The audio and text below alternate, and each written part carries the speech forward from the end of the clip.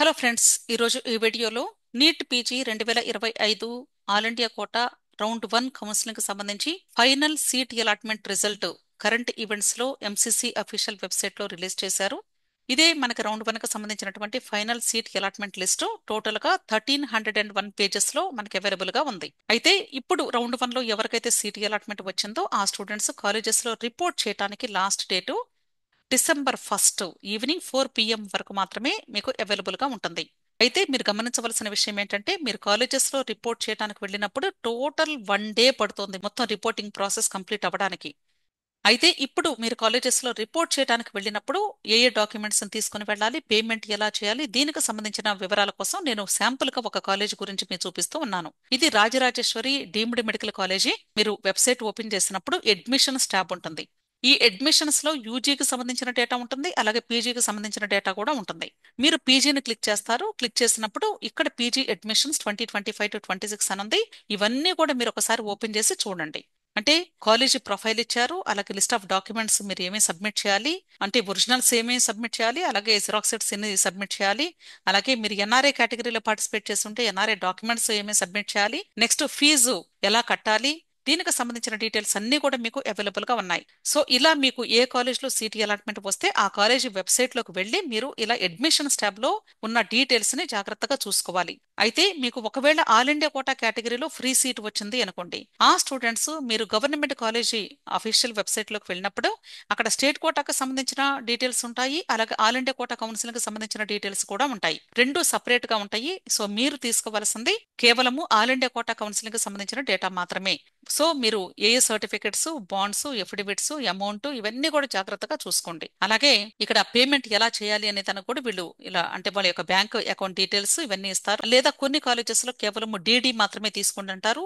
అంటే ఒక్కొక్క కాలేజ్ వాళ్ళు ఒక్కొక్క రూల్ ఫాలో అవుతూ ఉంటారు. కాబట్టి మీరు ఏ కాలేజ్ లో జాయిన్ అవుతూ ఉంటే ఆ కాలేజీ వెబ్సైట్ లో ఉన్న డేటా ప్రకారంగా మీరు ఫాలోఅప్ చేసుకుంటూ ఉండాలి. అలాగే డాక్యుమెంట్స్ కూడా ఇక్కడ లిస్ట్ ఇచ్చారు. వీళ్ళు 2 sets ఆఫ్ జిరాక్స్ కాపీస్ అన్నారు. అలాగే ఏ ఏ ఒరిజినల్ డాక్యుమెంట్స్, ఎసెన్షియల్ డాక్యుమెంట్స్ ఏంటి అనేది కూడా ఇక్కడ మెన్షన్ చేశారు. అలాగే వీటితో పాటు 10 పాస్పోర్ట్ సైజ్ ఫోటోగ్రాఫ్స్ కూడా ఖచ్చితంగా ఉండాలి. అలాగే వీళ్ళు ఎసెన్షియల్ డాక్యుమెంట్ లో పాన్ కార్డ్ కూడా అడిగారు. ఎందుకంటే మనకి డీమ్డ్ యూనివర్సిటీస్ లో పే చేసే అమౌంట్ చాలా లార్జ్ అమౌంట్ ఉంటుంది. అంటే లక్షల్లో చాలా లార్జ్ అమౌంట్ పే చేస్తూ ఉంటారు. కాబట్టి దానికి ప్రూఫ్ గా పాన్ కార్డు కూడా అడుగుతూ ఉన్నారు. కాబట్టి దయచేసి మీరు వెళ్ళేటప్పుడు ఒకసారి లిస్ట్ లో ఉన్న ప్రతి ఒక్కటి కూడా చెక్ చేసుకొని దాని ప్రకారంగా తీసుకొని వెళ్ళండి. ఏ ఒక్కటి లేకపోయినా మీకు రిపోర్ట్ చేసేటప్పుడు అడ్మిషన్ ఇవ్వరు, గుర్తుంచుకోండి. మరలా దానికోసం మీరు అనవసరంగా డేస్ వేస్ట్ చేసుకోవాలి. మరలా అక్కడ నుండి వచ్చి మరలా అవి తీసుకొని వెళ్లాల్సి ఉంటుంది. అలాగే ఇప్పుడు అసలు ఈ ఫస్ట్ రౌండ్ లో సీట్ అలాట్మెంట్ వస్తే ఖచ్చితంగా జాయిన్ అవ్వాలా లేదా అనేది చాలా మంది అడుగుతూ ఉన్నారు. దీనికి సంబంధించి మన ప్రాస్పెక్టస్ లో ఫ్లో చార్ట్ ఇచ్చారు. నేను ఆల్రెడీ మీ అందరికీ కూడా ఎక్స్ప్లెయిన్ చేశాను. అయినా సరే ఒకసారి మరలా రిమైండ్ చేస్తూ ఉన్నాను. ఇప్పుడు మీకు రౌండ్ 1 సీట్ అలాట్మెంట్ వచ్చింది అనుకుందాం. ఇక్కడ మీరు ఇంట్రెస్ట్ ఉంటే కాలేజ్ దగ్గరికి వెళ్ళి రిపోర్ట్ చేసి జాయిన్ అవుతారు. ఒకవేళ మీరు జాయిన్ అయిన తర్వాత ఆ సీట్ వద్దు అనుకుంటే అప్పుడు ఈ రౌండ్ 1 కంప్లీట్ అయిపోయిన తర్వాత అంటే 1 December తర్వాత ఫ్రీ ఎగ్జిట్ డేట్స్ అనౌన్స్ చేస్తారు ఎంసీసీ వెబ్సైట్ లో. అది కూడా ఒక నోటిఫికేషన్ రూపంలోనే మీకు తెలియజేయబడుతుంది.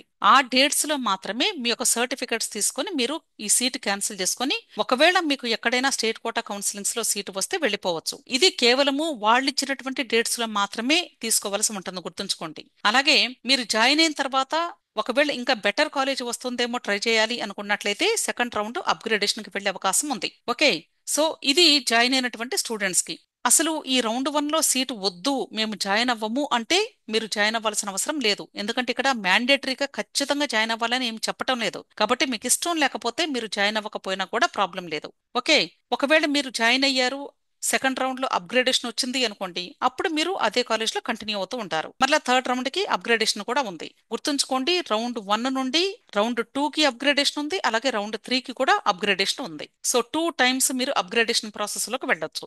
ఓకే, ఒకవేళ అసలు సీటే రాలేదు అనుకుందాం, డైరెక్ట్ గా రౌండ్ 2 లో మీరు అంటే జస్ట్ వెబ్ ఆప్షన్స్ పెట్టుకొని మీరు పార్టిసిపేట్ చేసే అవకాశం ఉంది. మరలా రిజిస్ట్రేషన్ ఫీ అమౌంట్ కట్టాల్సిన అవసరం లేదు. క్లియర్? అలాగే ఒకవేళ మీరు అసలు ఇప్పుడు మేము జాయిన్ అవ్వమండి ఈ రౌండ్ 1 లో ఎవరికైనా చెప్పాలా అంటే ఎవరికి కూడా చెప్పాల్సిన అవసరం లేదు. మీకు ఇంట్రెస్ట్ లేకపోతే ఇప్పుడు ఎలాటైనటువంటి సీటు గురించి ఇగ్నోర్ చేయండి, అంటే మర్చిపోండి అంతే. దాని గురించి మీరు పట్టించుకోవాల్సిన అవసరం లేదు.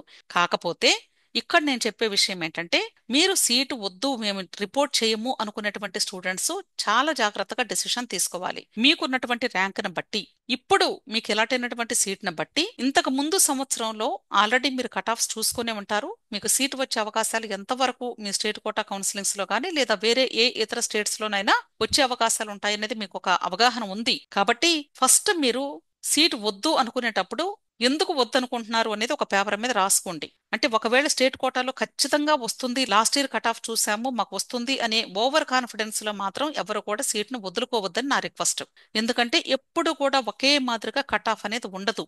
లాస్ట్ ఇయర్ కట్ ఆఫ్ ప్రకారంగా ఎగ్జాక్ట్ గా వస్తుంది అని కానీ మీరు ఇప్పుడు వచ్చిన సీటు కానీ వదులుకుంటే, రేపు స్టేట్ కోటాలో కానీ సీట్ జస్ట్ మిస్ అయినా కూడా మీరేం చేయలేరు.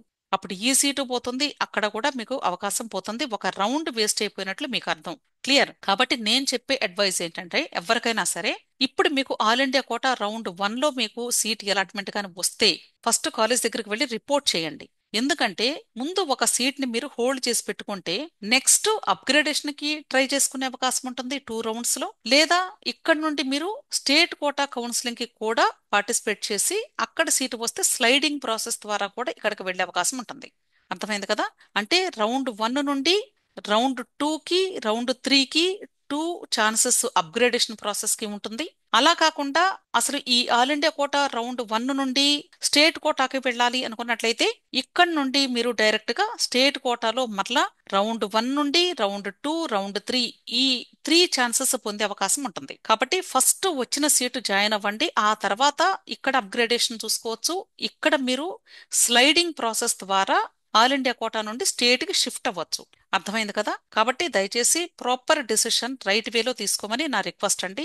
త్వరపడి మీ సీట్స్ ని మాత్రం ఎవరు కూడా లూజ్ చేసుకోవద్దు. కాంపిటీషన్ చాలా హెవీగా ఉంది. కాబట్టి మీరు అనుకున్నటువంటి బ్రాంచి అనుకున్న కాలేజీ ఒకవేళ ఇప్పుడు రాకపోయినా సరే ఇంకా ముందు వచ్చే అవకాశాలు ఉండొచ్చేమో. కాబట్టి ముందు రిపోర్ట్ చేయండి, ఆ తర్వాత నెక్స్ట్ ప్రాసెస్ ని కంటిన్యూ చేసుకోండి. క్లియర్? అయితే ఇప్పుడు ఒక డౌట్ ఏంటంటే స్టూడెంట్స్ కి, ఇప్పుడు అమౌంట్ టోటల్ అమౌంట్ పే చేయాలా?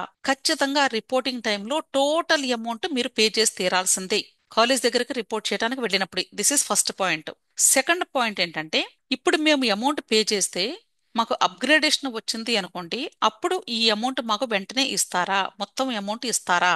డెఫినెట్ గా ఇస్తారు. అప్గ్రేడేషన్ వచ్చిన ప్రతి ఒక్క స్టూడెంట్ కి కూడా వీళ్ళు మొత్తం అమౌంట్ మీకు ట్రాన్స్ఫర్ చేయాల్సిందే. కాకపోతే ప్రాసెసింగ్ ఫీ కింద ఒక 10,000 లేక 20,000 మీరు జాయిన్ అయినటువంటి సీటును బట్టి వాళ్ళు కట్ చేసుకుంటారు.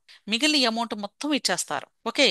ఒకవేళ ఆల్ ఇండియా కోటా నుండి మీరు స్టేట్ కోటా కౌన్సిలింగ్ కి వెళ్తామన్నా సరే అప్పుడైనా సరే మీ అమౌంట్ మొత్తం ఇవ్వాల్సిందే.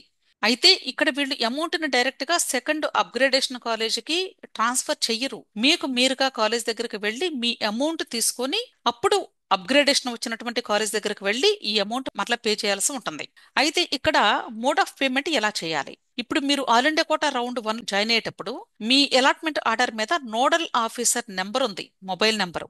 ఆఫీసర్ కి ఫోన్ చేయండి. ఫోన్ చేసి ఒకవేళ మాకు అప్గ్రేడేషన్ కానీ రౌండ్ 2 లో వస్తే అప్పుడు మా అమౌంట్ ఎలా పే చేస్తారు, మాకు ఇమ్మీడియట్ గా మీ దగ్గర నుండి అమౌంట్ ట్రాన్స్ఫర్ అవ్వాలంటే మోడ్ ఆఫ్ పేమెంట్ ఏది తీసుకోమంటారు ముందుగా వాళ్ళతో మాట్లాడుకోండి. అంటే డీడీనా లేకపోతే ఆర్టీజీఎస్ఆ, ఏ మెథడ్ లో పే చేస్తే మాకు ఇమ్మీడియట్ గా సెకండ్ రౌండ్ కి మీరు అమౌంట్ మాకు ఇస్తారు అనేది ముందుగా అడిగితే బెటరు. అలాగే ఒకవేళ అసలు ఈ రౌండ్ 1 నుండి స్టేట్ కోటా కౌన్సిలింగ్ లో మీకు సీట్ వచ్చి వెళతామన్నా సరే ఇక్కడ నుండి మీరు వెళ్ళేటప్పుడు కూడా సేమ్ మీ అమౌంట్ ఇమ్మీడియట్ గా ట్రాన్స్ఫర్ అవ్వాలి అంటే ఏ మోడ్ ఆఫ్ పేమెంట్ ఫాలో అవ్వాలి. అర్థమైంది కదా? ఈ విషయాలు ముందుగా మాట్లాడుకుంటే మీకు ఈజీగా ఉంటుంది. ఒకవేళ కానీ మీరు ప్రాపర్ గా కానీ వీళ్ళతో మాట్లాడుకోకుండా, అంటే మీకు ఇష్టం వచ్చినట్లు మీకు అంటే కంఫర్టబుల్ గా ఉన్నటువంటి మోడ్ ఆఫ్ పేమెంట్ చేశారు అనుకోండి, ఒకవేళ ఈ ఫస్ట్ రౌండ్ లో కాలేజ్ వాళ్ళు ఇమ్మీడియట్ గా మీకు అప్గ్రేడేషన్ వచ్చినప్పుడు కానీ లేదా స్టేట్ కోటా కౌన్సిలింగ్ లో మీకు సీట్ అలాట్మెంట్ వచ్చి వెళ్లాల్సి వచ్చినప్పుడు కానీ అమౌంట్ ఇమ్మీడియట్ గా మీకు ఇవ్వకపోతే అప్పుడు మీరు మరలా సేమ్ సపోజ్ ఇక్కడ ఒక 30 lakhs పే చేశారు రౌండ్ 1 లో అనుకుందాం డీమ్డ్ యూనివర్సిటీ, మరలా ఇంకొక 30 లక్షలు మీరు రెడీ చేసుకోవాల్సి వచ్చింది. ఎందుకంటే ఈ సెకండ్ రౌండ్ లో రిపోర్ట్ చేయడానికి ఖచ్చితంగా ఇది 30 అవ్వచ్చు, లేకపోతే ఒకవేళ మీకు ఇంకా బెటర్ ఏదైనా కోర్స్ వస్తే 50 లక్షలు అవ్వచ్చు. ఈ అమౌంట్ మీరు మరలా ప్రిపేర్ చేసుకొని ఇది ముందు పే చేయాల్సి వచ్చింది. ఎందుకు? వీళ్ళు ఒకవేళ డిలే చేస్తే. సో ఎవరికైనా కూడా ఇంత అమౌంట్ మరలా రెడీ చేసుకోవటం అంటే కష్టం. కాబట్టి నేను చెప్పేది ఏంటంటే, ఇక్కడ అమౌంట్ మరలా మీరు రెడీ చేసుకునే బదులుగా ఈ కాలేజ్ వాళ్ళని జాగ్రత్తగా మాట్లాడుకుంటే మీకు ఈజీగా ప్రాసెస్ చేసుకునే అవకాశం ఉంటుంది. Clear. So wish all the best అండి. మీలో ఇంకా ఎవరికైనా ఈ నీట్ పీజీ కౌన్సిలింగ్ సంబంధించి డౌట్స్ ఉంటే టెలిగ్రామ్ గ్రూప్ ఉంది అని చెప్తూ ఉన్నాను. టెలిగ్రామ్ గ్రూప్ లో మీరు జాయిన్ అయితే నేను హెల్ప్ చేయగలుగుతాను. అలాగే మీలో ఎవరికైనా ఈ నీట్ పీజీ కౌన్సిలింగ్ సంబంధించి పెయిడ్ సర్వీసెస్ కావాలి అంటే ఇక్కడ ఇచ్చినటువంటి మొబైల్ నంబర్ లో మీరు నన్ను కాంటాక్ట్ చేయండి. 6303235115. విష్ ఆల్ ది బెస్ట్ అండి. వీడియో నచ్చితే లైక్ చేయండి, మీ ఫ్రెండ్స్ కూడా షేర్ చేయండి. అలాగే నా ఛానల్ తప్పకుండా సబ్స్క్రైబ్ చేసుకోండి. Thank you.